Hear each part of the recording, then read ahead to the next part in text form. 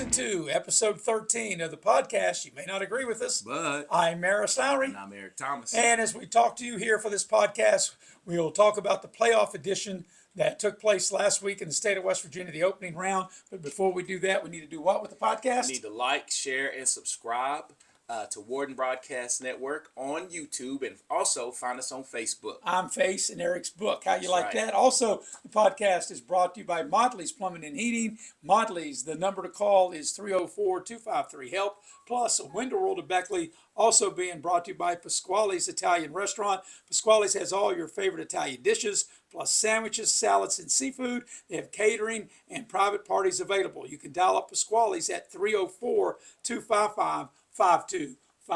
Well, Eric, we'll get it started talking about the opening round of the high school football playoffs. There were 32 games played last weekend. The field's been cut in half in each class, and 27 of the higher seeds won. Only 5 of the lower seeds won. And I'm sure the biggest game that surprised everybody, Robert C. Byrd beating Fairmont. Yeah, and that was, and Robert C. Byrd and Fairmont actually met in the regular season, Right. so it was a rematch of a win that Fairmont was able to secure, and that showed you some familiarity probably with Robert Byrd and Fairmont, and that was a big upset. Yeah, that was a 14 seed, and Robert C. Byrd beating the 3 seed in Fairmont. And of course, you know, in AAA also, I don't know if it's really an upset. Chapmanville went on the road and beat Greenbrier East. That's an 8-9 matchup. Yeah. Even though Chapmanville was the visiting team, I don't want to think much of an upset. Well, I have to give you kudos and our listeners. That's the one you actually called. You said Yeah. if you could see one, and this was just us looking, if you could see one, it would be Chapmanville. People need to understand they came in 10-0 Right. in that game, and you just don't win 10 games, but not by not being at least kind of good. Well, you know, you would think even though they won 10 games, they were seated kind of low at 9, and maybe their schedule wasn't as strong. But still, anytime you get in that 8-9 matchup, it's really a coin flip. Yeah, it is. It really is.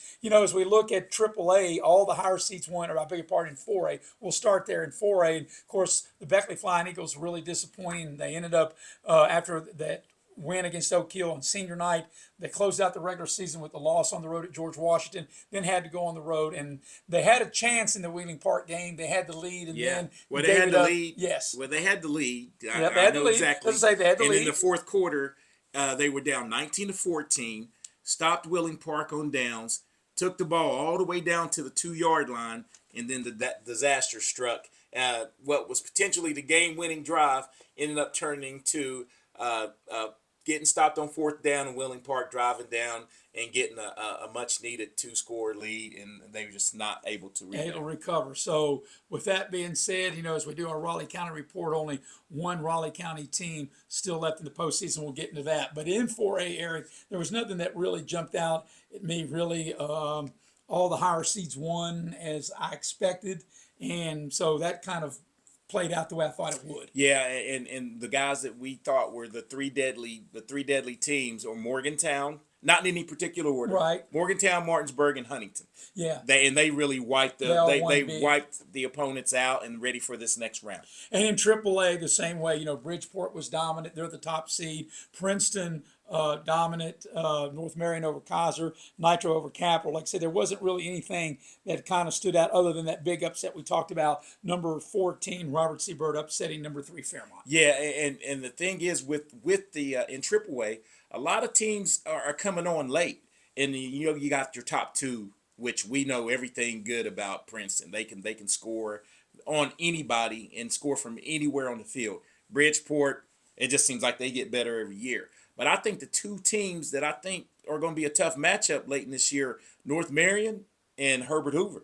And this Herbert Hoover, which you'll probably touch on. We will. It's going to be an intriguing matchup. Yeah, and then we get into AA. And of course, you know, you've got James Monroe, a local team. They came up a little short on the road at Mingo Central. Of course, Frankfort, the top seed, they won big. You and I had the Independence-Lincoln game, and that's 42-17, an Independence win. That game was much closer than the score indicated. It was 14-10 for the longest time. Yeah, 14-10, and it took a big-time defensive play that when Lincoln was driving the football for Independence, and it was a game changer. Picked it up, ran it for a touchdown, and then immediately after that, they intercepted a pass, and it was able to really turn it into what looked like a lopsided victory. But that game was much closer than the score indicated. Right, and as you and I have stated many times, as good as Independence is on offense, really the defense is what's really carried them. And if they're to get where they want to go, it's going to have to be on the defensive side of the ball. Of course, Silas Nelson did play, but he got banged up and he never came back. And of course, I think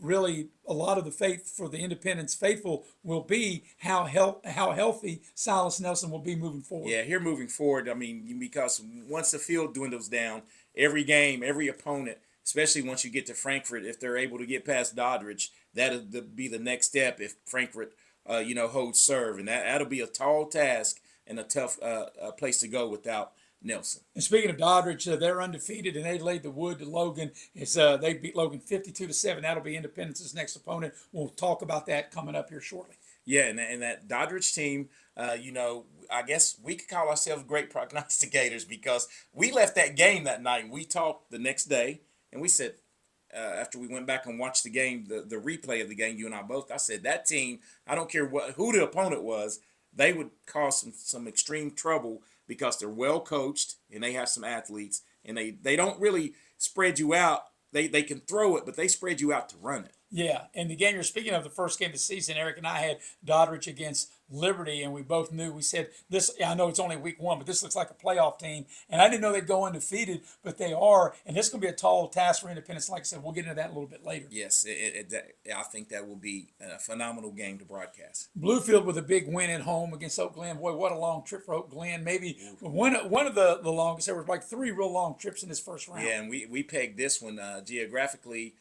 This one, and I think maybe Elkins to Spring Valley. Spring Valley, and also Meadowbridge to Cameron. Yeah, those are 2 treks right there. 3, yeah. All 3. 3 long trips. And then, of course, Philip Barber, they held serve. Midland Trail, a local team that got a big win, and now Midland tries to go to Bluefield, which we'll touch on in a minute as well. Yeah, Midland Trail and Bluefield, I bet this will be the first time that they probably met ever. I don't ever remember in recent history, I'm talking about in the last 10, 15, 20 years of them ever playing.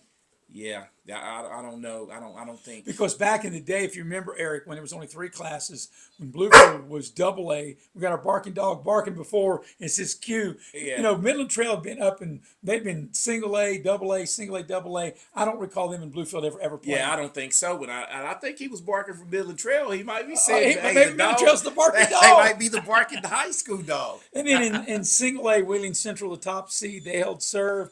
Tucker County, Pendleton County, they beat the local team, Greenbrier West, Wahama win. Like I said, there's really not much there in single A. And as we take a look at this weekend, Eric, you've got 1 against 8, 5 against 4. And I think in 4A, the most intriguing matchup, of course, is the 5-4 matchup. A rematch, George Washington and Jefferson. Jefferson beat GW by 1 point in the regular season. Yes. Now George Washington has to travel to Jefferson. So I have some inside information on this game. I knew you would talk about it. The young freshman running back from GW that I'd been talking about, singing his praises last year as an 8th grader, and he's really come on here of late, but he's rushed for 10 touchdowns in the last 2 games. He had 4 against Beckley in the first half. Right. And he had 6 on the ground last week in a playoff victory against Oak Hill. And he played against Jefferson. They were winning the game, tweaked his ankle, didn't play in the second half. So I think GW thinks, hey, this is one we may be able to go on the road and get. Well, you're reading my mind because this is the one I do think that the lower seed's going to win. And I know 4 or 5 matchups are like the 8, 9 in the first round. There are toss-ups, but I do think George Washington's going to go on the road and get this one. And I have a couple people close to the program said that's exactly what's going to happen because the little running back, his first name is Jaden, and they said we have the X factor. Morgantown will host the runner-up from a year ago, Spring Mills. Now, this could be one. I lean toward Morgantown. They're at home, but Spring Mills has still got a really good team. And just because they got an 8 beside their name doesn't mean they don't have a good team. Yeah, that 8 is a loss to probably, we know Martinsburg. I don't know if they played Huntington. I don't know, maybe Jefferson. I mean, so it's a deadly team, a well-coached team. Anytime you play in the championship the year before, you probably lost some pieces. But that will be a tricky game for Morgantown. University will take the trip from Morgantown to Huntington to take on Huntington, and then rounding out Wheeling Park by their win against Beckley. Will they get dessert this week by going to Martinsburg? I'm not sure that's the dessert you want. Yeah, right? But you know what? As a coach, you want to live to play. That's you want to have a chance. So that's how Class 4A shakes out. In Class AAA, of course, it'll be Bridgeport against Chapmanville. That's a pretty good haul from Chapmanville up to Bridgeport. Yeah, that is a long way, and they're going to have their hands full. I mean, Greenbrier. We talked about Greenbrier East with a good running game, good quarterback, good wideouts. I think Bridgeport's running game is just real top notch. They line up, big old line, and really try to put hat on hat and man you up. Yeah, the next game, Nitro in North Marion. That's a 5-4 Nitro, making that trip coin toss there. Yeah, I think that's going to be a good matchup. Yes, I think coin that's toss. I wouldn't be see. surprised if whoever comes out of that. And all those games are on Saturday, right? Yes, all the AAA games. And also, I think the real intriguing one is this 7-2 Herbert Hoover at Princeton. That's a 4 o'clock kickoff. That's a late Saturday afternoon kickoff, and I think that's going to be a real battle. So let me ask you this, because my mind gets a little skewed on things. 3 years ago, did Princeton make the state championship? Well, that'd have been Win 2 years ago two. when they had 3 classes. They lost to Martinsburg. In the championship. Correct. Do you know who the last team to knock them out? I think Last team that knocked Hoover out was Princeton. Princeton knocked Hoover out. Right, Princeton knocked Hoover out. Are you sure? I think Hoover No, I'm not positive. Hoover came on the road and knocked Princeton out. No, because Princeton, the year that Princeton won the AAA championship, Princeton beat Bridgeport in that wild 73-70 game. And then the next year, which would be last year, they lost to Hoover.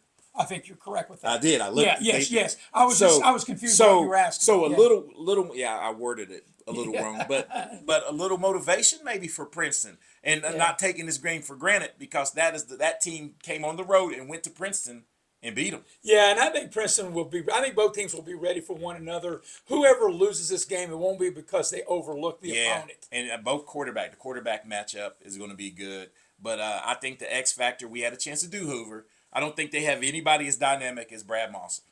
No, but it's a game of really two good quarterbacks. Yes.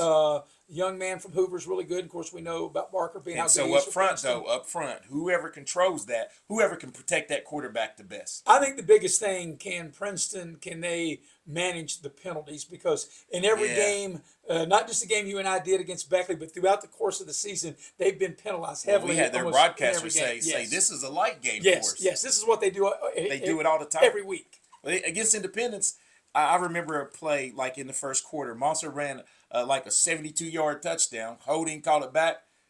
Ran an 82-yard touchdown very next play. Yeah, so we'll see if they'll be able to take care of that. And, of course, Robert C. Burt with the big upset. Do they have it in them again 2 weeks in a row? Got to take a long trip to Spring Valley. Yeah, Spring Valley was in a battle. But if you're Robert Byrd, you have to have a lot of momentum, thinking, hey, we went across town to beat Fairmont.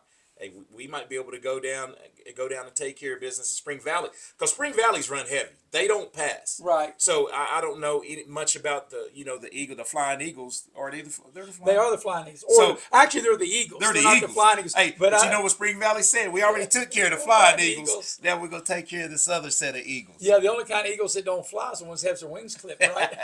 And Robert C. Burt said, "What's so special about Spring Valley? We beat Fairmont."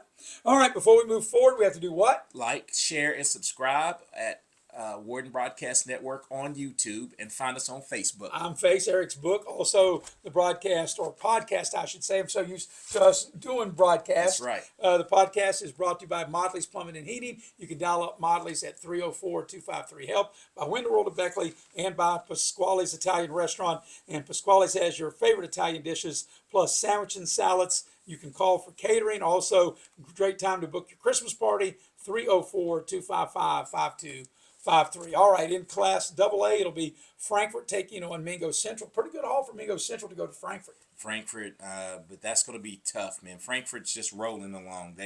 I don't know. They play tough defense, and hey, they can score it. It's going to be a tough out for anyone. Yeah, they are the defending champion. And of course, the game, Eric, you and I will have this Friday, and understand the weather is supposed to be, we're going to have a lot of rain. It might be warm, but it's going to be wet. And it'll be Doddridge undefeated coming down to Coal City to take on Independence. You and I will have that on video productions, also on the National High School Federation Network. Airs at 6:30, kicks at 7 o'clock. And I'll tell you, the one thing that Independence has going for them they've been very, very good at home. Only one loss at home in the last 5 years. Yeah, and that's going to be a tall task for Doddridge to make their second trip back down to Raleigh County. So I'm anxious to see how this one plays out, though, because I know the Doddridge team believes they can compete with anybody. Yeah, I think this is going to be a really, really good game, and it's going to be a lot of fun for you and I Yeah. have the opportunity to call it. Yeah, it's going to be great. And two local teams play as Midland Trail will go to Bluefield on Friday night. And Bluefield, they haven't lost since Independence beat them. They had one of their best players broke his leg in that game. Yeah. And there was some little grumbling about some of the fans down there not liking what's going on with the longtime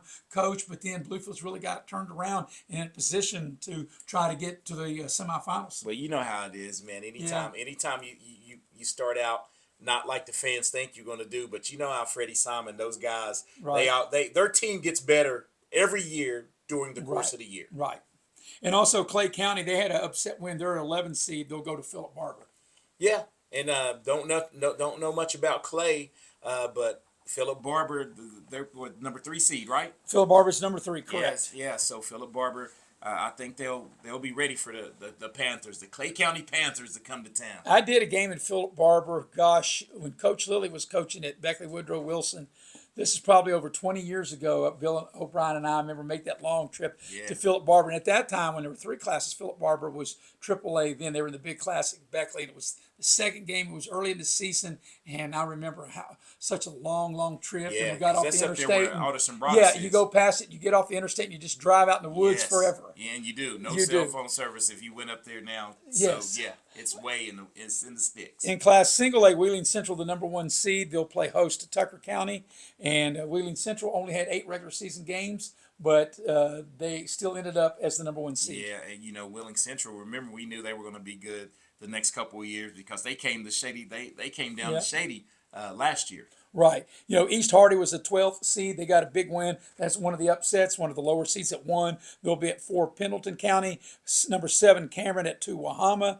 And then it'll be Wirt County. Also got an upset last weekend. They'll be at Clay Patel. Yeah, so it looks like the single A teams, some lower seeds were able to make some hay. Right. So out of the 32 games, 27 of the higher seeds won. And like I said, when you get in these 4 or 5 matchups, they're a coin toss. But is there any of these games, Eric, we talked about that you really think that, hey, I really like this lower seed team that could really have the barking dog? Yeah, I think George Washington. I think GW. That is the one I'm leaning to in the 4A. And I don't know. I think in single A, I think most of the higher seed, I think it'll go Chaw this week. I think East Hardy at 12 is going to come up and win. I think they're a better seed than that 12 puts them. I like East Hardy. As I look at 4A, I would agree. I think, and I called it earlier when we talked about it, I think George Washington will beat Jefferson. I think Martinsburg will win. Huntington will win. I'm going to say Morgantown will win. I'll go Bridgeport. I'm going to say North Marion in a tight one over Nitro.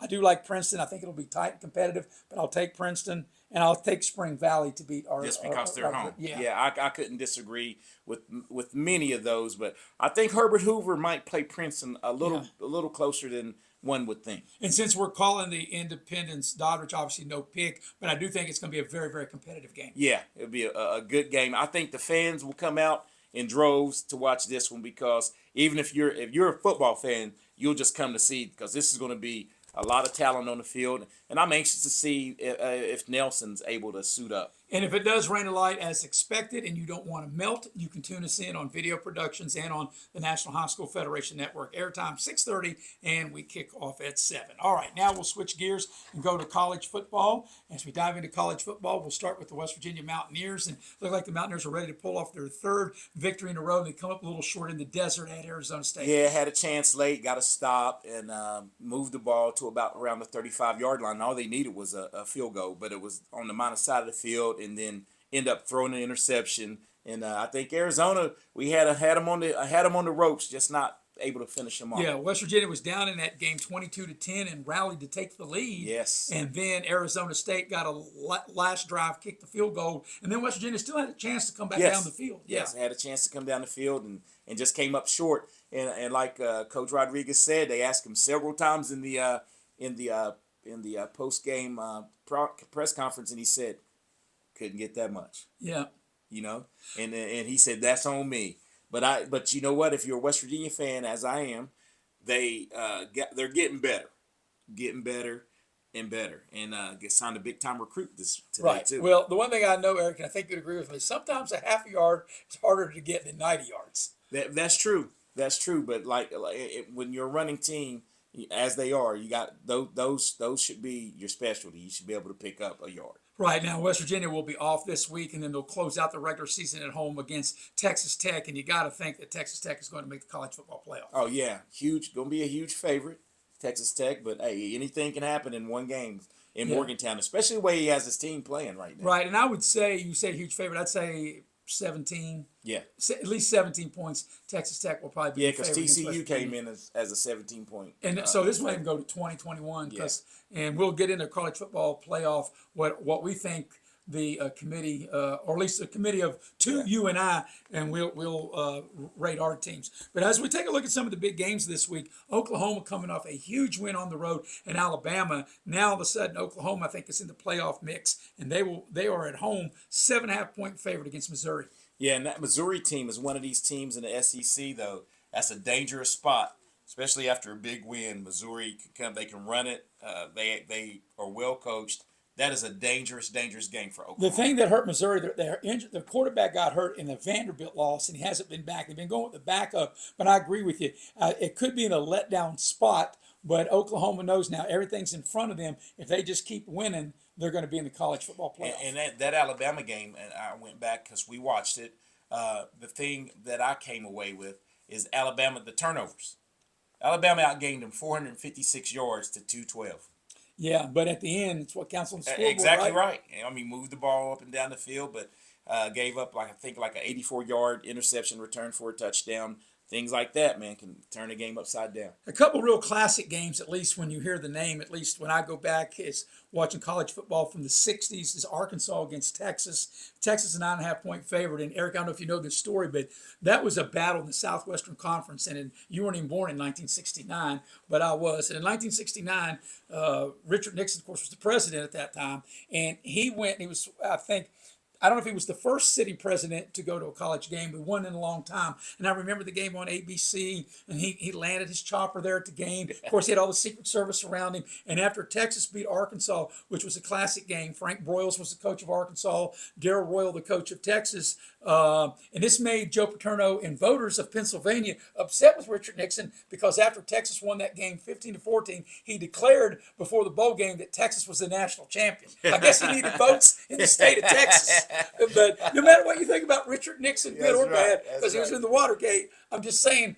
But he did that, and he became unpopular with the people in Pennsylvania. And Pennsylvania said, you don't get this electorate. Right, not doing that. But anyway, that was a classic. Of course, they played every year back when they were part of the same conference, and now they're back part of the same conference again, only it's the Southeastern Conference, and that game's in Austin. Of course, Texas, I don't think will be able to make the college football playoff. They are done. Finally lay them to bed. Yeah. So we don't have to talk about them much anymore. Right. But that'll be a good game. And in Arkansas, since you got their coach got fired. They're playing a lot more competitive games at least. They almost pulled out the road victory at LSU last week. Exactly right. So that's one of those games. Does Texas lay down now? I don't think they lay down because I think it's too big of a rivalry. And I think when I'm talking about rivalry, maybe not the young fans the younger, but I think if you go back. If I wasn't born, you think them kids right, you weren't born. And I was 7 when that happened. That's right. So you think these guys, these 18 to 22-year-olds, they don't care about that. Yeah, I was 7 when that happened in 1969, and I remember that because Chris Shank was doing the game. Remember like it was yesterday. And you can go back and you look at the history of college football about that moment I'm talking about. Also another one on paper. Nebraska and Penn State playing this weekend. Penn State's a 10-point favorite. I'm not sure Penn State could be favored by 10 over anybody, but it's a classic team, classic uniforms, and neither team has just kind of been what they used to be. Yes, and about 2 weeks ago, you would think this was the Matt Rule Bowl because a lot of people had him as soon as the coach was fired. Had Matt Rule, who's a Penn State alum, and was on the staff way back, saying, "Oh, he's going to Penn State." And then Nebraska really they signed him the next day to an extension. So I'm anxious to see how that plays out. And to tie that Penn State into what I was talking about with Texas and Arkansas, Penn State was undefeated there in 1969. And that's why I say when President Nixon ruled, Texas was the national champion before they even played the bowl. And Penn State's like, what about us? We were undefeated. That's right.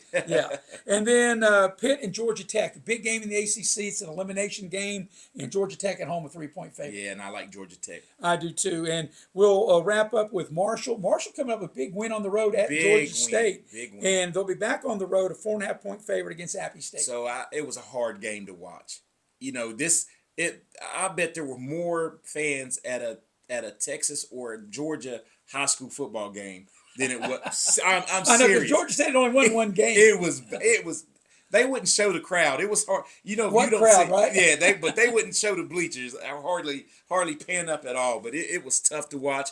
But hey, this next win, if I like Marshall and Gibby to get bowl eligible this As I week. say, Marshall trying to get bowl eligible, and that would be considering that they didn't have enough players and they couldn't play in the bowl game last year. This is a big feather This would in the be cap. huge if Marshall could get Yes. to a bowl game in Coach Gibson's first season. And I've always said, and I told you this, I think he was the right hire at the right time, and I think he'll stick around. He's going to be a coach. He's pretty much back home. He's from the Van area, and I really think he's waited for this opportunity, and I think he's going to next year. Marshall will compete for the conference championship. We'll see how all that shakes out before we move further with our college football picks as far as our committee between Eric and I, or committee of two. Committee of two. We need to do what? Like, share, and subscribe at YouTube television, Warden Broadcast Network, WBN, and find us on Facebook. And I'm Face Eric's book. And also, this podcast is brought to you by Window World of Beckley, also by Pasquale's Italian Restaurant, and by Modley's Plumbing and Heating. All right, Eric. Now we take a look at our college football top 12. And I will start out. And my number 12 team didn't change from last week. I have JMU. JMU is my number 12 team. All right, as well. so we agree on that. And last week I had USF. And then they got beat by Navy, right? So they're done. All right, I did 12. Now we'll let you go with 11. So my 11 seed is, dang, I can't even read my own writing here. So 11 would play. 11 would play 6. So my 11 seed is Bama. Alabama. My 11 seed is same as last week. I had Georgia Tech at 11 last week. I have Georgia Tech at 11 again this week. Okay. All right, my number 10 seed last week was Texas. After their loss, they're out. I have Alabama dropping to 10 after their loss to Oklahoma. Okay, so I threw a little wrench in it because I'm thinking down the road, and I think this team, you made me kind of believe in this team. So I got them in, and it's a Big 12 team. BYU. Yep. All right. And of course, BYU will have an opportunity because it looks like BYU is on a collision course with Texas Tech and for the Big 12 championship. And I think if they can hold serve, they're not going to get penalized and bumped out the way that they're beating people. And this game this weekend will solidify them a little more on the road at Cincinnati. That's correct. Should they get it win. All right. My number 9 team last week was Notre Dame. They had a beat down a Pitt. I'll keep Notre Dame at number 9. See, I moved your Irish up. So my number 9 this week is the Oklahoma Sooners. Yeah, and my number 8 team is Oklahoma, and I think with that win over Alabama, I think Oklahoma's going to jump Notre Dame, and I had Oklahoma jumping Notre Dame. I had Texas Tech at 8 last week, and I got Oklahoma at 8 this week. Wow. Okay. So my number 8 would be Oregon. Oregon. All right, my number 7 is Texas Tech, and I have them jumping from 8 to 7 in a week. Wow. So my number 7 is Texas Tech as well. All right, so we definitely agree on that. My number 6 is Ole Miss. I have Ole Miss 7 last week, moving up 1 slot to number 6 this week. So I am shirking all the things. I love what I saw out of Notre Dame. I got them rolling at that spot. At number 6. Yes. All right, the number 5 position, I have Oregon moving up from 6 to 5. I have Ole Miss as my number 5 team. And I'm sure we'll agree on the top 4, maybe not in the same order. Of course, I have number 4, Georgia. And I have number 4, Georgia. 3, I have Texas A&M. Texas A&M. And then Indiana 2 and Ohio State 1. Same. And here's the thing. It looks like Ohio State and Indiana are on a collision course. I say it looks like because if Michigan were to beat Ohio State, that would throw a monkey wrench of maybe who's going to play in the Big Ten. It looks like Indiana has got a clear pathway to the Big Ten championship. But should it be Ohio State and Indiana, I think obviously the winner will be the overall number 1 seed. The loser will stay in the top 4. Yeah, and they will not be bounced. And Indiana, they're the real deal. Ohio State's defense is the real deal. And I would like to see that matchup in the Big Ten championship because Indiana's offense, they can score. And see, here's the thing, too, as far as the Southeastern Conference is concerned. Even though Georgia by you and I and probably by the committee, is ranked ahead of Alabama. Mm-hmm. And also, Alabama, because Alabama beat Georgia, Alabama looks like they've got more of an inside track to the Southeastern Conference Championship than Georgia. So it's possible that Alabama can win the Southeastern Conference Championship, but Georgia still be seated ahead of them. Yeah, and I know that it's how the committee, that's how it works. And we got to talk about a team that they improved their position in the Miami Hurricanes. If you look where they were positioned after this, somebody slips up, they're going to slide in there. Right. And here's another thing, too. We talked about BYU earlier. I think that the Big 12 is going to get one team. And it's going to be the winner of BYU and Texas Tech if they play in the Big 12 championship. I don't think the loser of that's going to get in. Yeah, but what we're talking about is what we're doing as of today. Right. So, and you're right. And I think it's setting up to happen to the Big 12, only getting one in, and maybe a Miami slide in or something like that. Yeah. I mean, well, let me ask you this. Let's just say, let's try to play it out. Let's say BYU would happen to lose to Cincinnati. Who would be the next team that would be in line? Ooh, I'm not sure who that would be. Would it be Utah? It'd be definitely Utah. Okay. Utah. Then on the flip side, if West Virginia should upset Texas Tech, right, then and BYU wins out, who would be the team that would slide into play BYU? Utah. So Utah's the team kind of hoping that one of them slips up so they can slide in. That's right. Utah is right there. So there's still a lot of football left because you got 2 weeks left in the regular season, and some matchups and some good matchups. Cincinnati's not a pushover to go there for BYU and play. And another thing in the Big Ten, and we didn't really touch about it, but we need to. Perhaps the biggest game this weekend is USC at Oregon. Wow, that has it's a playoff game. That's a playoff game. Because Oregon can play themselves right into the mix. And also, if USC was to beat Oregon, I think Oregon would be out with 2 losses.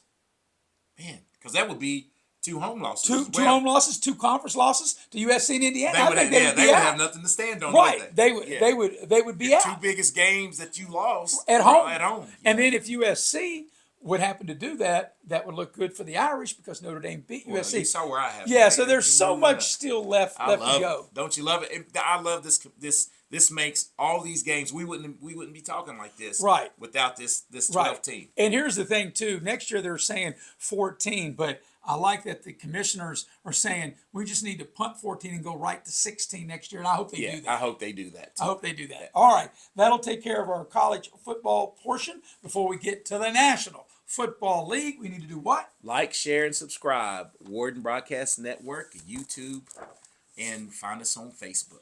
All right, we get to the National Football League. And Eric, I know you're smiling because the Cowboys got to win. I told you don't worry about the Raiders. They would take care of them, and they did. And, Dallas looked sharp. And I'll let you have a comment on the discipline that Dallas's top 2 receivers, CeeDee Lamb and the one that George Pickens. They did not play in the opening drive. So what did they do? Miss some meeting? Miss practice? From what I hear from my sources, sources with an S. I hear it wasn't about the meeting. It was about the extracurricular activity. They might have been seen out at a couple of spots, but you know what I know? Yeah. Set them out the first series against the next team, which is Philly, if they're gonna play like that. Well, where their spot was in the end zone. That's where you want to be. That is right. Yes, and a good win for Dallas, and we'll talk about that Dallas-Philadelphia. But this is a really big weekend, and this is like a playoff game as Indianapolis will take on Kansas City. The Chiefs are 5-5, and I think they're at the cross point.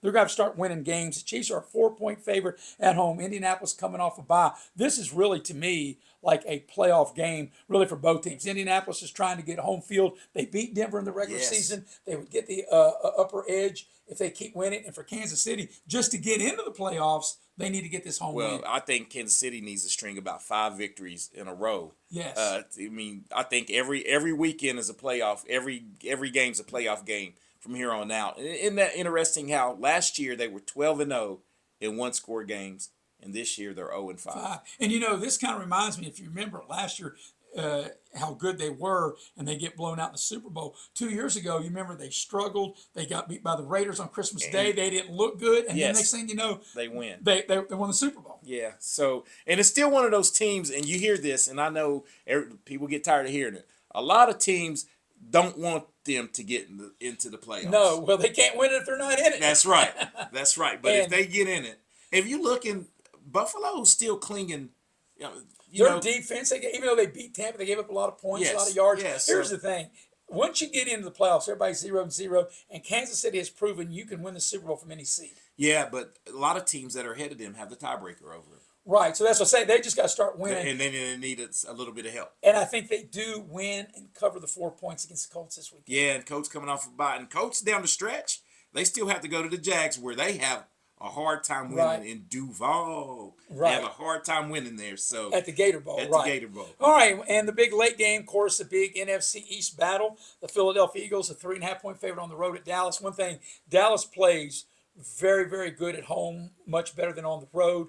And the thing about it is, home division underdogs cover 70% of the time. But what's got me kind of away is Dallas's defense. It might have been a little better, but Philadelphia doesn't have that great of an offense. Right. But Philadelphia, even though some of the woes they've had, they're still in the driver's seat in the NFC. Yeah, oh yeah, they have like a 3-game lead. I mean, it'll be hard for them not to win the division. But stranger things have happened, and I know the Cowboys will be ready, and Dak and the boys usually play really well against Philly. Yeah, I think that's had not been for the delay in the first game, I think Dallas they very well could have won the game. Yeah, and I think, it's going to be a very entertaining game. By the way, I saw a stat. Since 2016, Dallas has lost one home division game since 2016. And you know that Dak Prescott pretty much owns the division. Yeah, and you know who that was against, right? Washington beat them last year. Yes. Yeah, that's the only home loss in the division. And they scored late to do it. Like in the final play of the game. Because they had to take, it was the last play of the game. Jay Daniels out and it was Mariota. And Mariota threw a touchdown, yes. All right, then the Sunday night game is Tampa at the Rams. Tampa's lost 2 in a row. The Rams coming off a big divisional win over Seattle. Yeah, and Tampa's reeling a little bit. Got a lot of injuries going on, like the key players. But Baker Mayfield's always game.